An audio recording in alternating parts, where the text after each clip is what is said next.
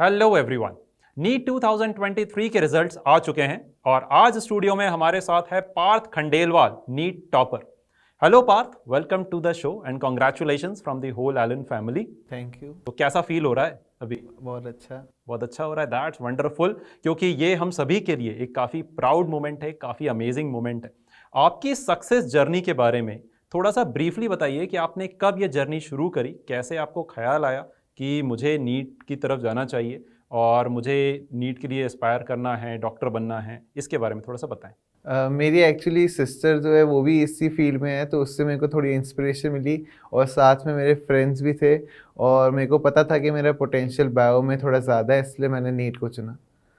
Okay, सो पार्थ, क्या तुम्हें अपनी प्रिपरेशन के दौरान कभी ऐसा लगा था कि तुम टॉपर बन जाओगे, या फिर तुमने इस टॉप रैंक को ध्यान में रख के ही अपनी प्रिपरेशन को आगे बढ़ाया था?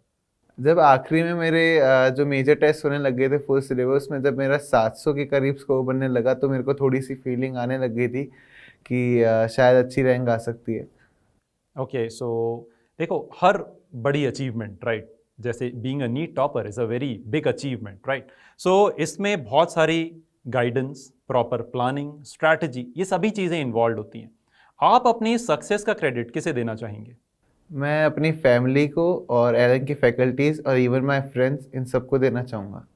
तो एलन ने आपके इस गोल को अचीव करने में किस तरह से हेल्प करी, थोड़ा डिटेल में बताएंगे। एलन ने पूरा ऐसे कॉम्पिटिटिव वर्क सेट कर रखा था, जिससे मतलब सारे टेस्ट वगैरह होते थे, उनमें रैंक को पुश करने का एक टारगेट बना रहता था। और एलन की फैकल्टीज़ ने सारे डाउट्स वगैरह क्लियर किए, बिल्कुल ऐसे फ्रेंड्स की तरह। और एलन ने पूरा कॉम्पिटिटिव वर्क सेट कर रखा था कि हर टेस्ट में अपनी रैंक को पुश करने का टारगेट बनाना होता था।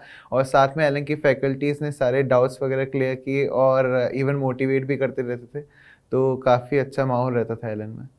ओके, सो पार्थ, तुम्हारा डेली रूटीन किस तरह का होता था? दिन में कितने घंटे पढ़ाई होती थी and how did you manage between school and coaching? मैं रोज़ एलन चले जाता था, अराउंड 12 आवर्स की सिटिंग वहाँ पे देता था और वहाँ पे पढ़ते रहता था। स्कूल ने भी काफ़ी सपोर्ट दिया। तुम्हारा कोई स्पेशल तरह का कोई हैक जो तुमने प्रिपरेशन में यूज़ किया हो जिससे तुम इस टॉप रैंक तक पहुँचे? कोड्स और न्यूमोनिक्स में मैं बहुत ज़्यादा बिलीव करता था और इवन मैं सारी चीज़ें अपने दोस्तों या डिस्कस कर लेता था कि वो लंबे समय तक याद रहे। ओके, सो 12th के सिलेबस कंप्लीट हो गया, राइट। उसके बाद आपको कुछ ऐसा टाइम मिला जिसमें आपने बोर्ड्स के लिए तैयारी करी। फिर बोर्ड्स खत्म होने के बाद तकरीबन एक महीना आपको मिलता है जिसमें कि आप नीट के लिए थॉरोली प्रिपरेशन कर सकते हैं, राइट। तो इन फाइनल डेज में, इन फाइनल मंथ में आपकी क्या स्ट्रेटजी थी? जब भी 12 का सिलेबस ख़त्म हो गया तो मेरी पूरी ये स्ट्रेटेजी थी कि मैं एनसीईआरटी को मेनली एनसीईआरटी को कवर करूं। और बोर्ड्स ने भी इसमें बहुत ज़्यादा हेल्प की, क्योंकि बोर्ड्स की वजह से मेरी एनसीईआरटी बहुत ज़्यादा स्ट्रांग हो गई। तो बोर्ड्स को मैंने एक एडवांटेज की तरह लिया। ओके, अपने माइंड को रिलैक्स और रिफ्रेश करने के लिए क्या आप किसी तरह की कोई एक्स्ट्रा करिकुलर एक्टिविटीज़ में इन्वॉल्व थे? मैं अपने दोस्त से बात करना बहुत ज़्यादा प्रेफर करता था, उनसे थोड़ा माइंड रिलीफ हो जाता था। ओके, एनसीईआरटी को आपने किस तरह से रिवाइज किया, और NCERT and notes making, right, इसके बारे में थोड़ा सा बताइए। मैंने तो मेनली एनसीईआरटी को ही फॉलो किया था। एनसीईआरटी के सारे क्वेश्चंस को मैं करने की ट्राई करता था और एनसीईआरटी के कोई भी डाउट वगैरह होते थे वो मैं सारी फैकल्टी से जाके पूछता था। तो खासकर बायो में ही लोग ध्यान देते हैं, पर मैं बोलूँगा कि फिजिक्स और केमिस्ट्री में भी थोड़ा ज़्यादा ध्यान दें। राइट, एलन का जो स्पेशल रैंकर्स ग्रुप है, राइट, एसआरजी, इस एसआरजी ने आपकी सक्सेस जर्नी में कैसे आपकी हेल्प की?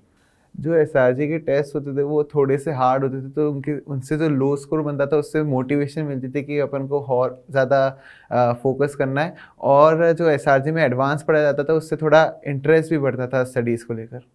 Okay, so final question Parth, आप फ्यूचर नीट एस्पिरेंट्स को कोई एडवाइस, कोई पीस ऑफ एडवाइस कि उन्हें क्या स्ट्रैटेजी रखनी चाहिए, इसके बारे में कुछ बताएंगे? मैं ये कहना चाहूँगा कि बायो की एनसीईआरटी के साथ साथ फिज़िक्स और केमिस्ट्री की भी एनसीईआरटी बहुत ज़्यादा इंपॉर्टेंट है। और साथ में अपनी फ्रेंड सर्कल भी इम्प्रूव करें। Okay, so congratulations Parth once again, and thank you for being on the show, and I hope कि जो फ्यूचर नीट एस्पिरेंट्स हैं आपकी बातों से वो काफ़ी मोटिवेट होंगे। आपने जिस तरह से तैयारी करी उससे कुछ अच्छा सा जुनून लेकर, मोटिवेशन लेकर वो आगे बढ़ेंगे, and I wish them all the best.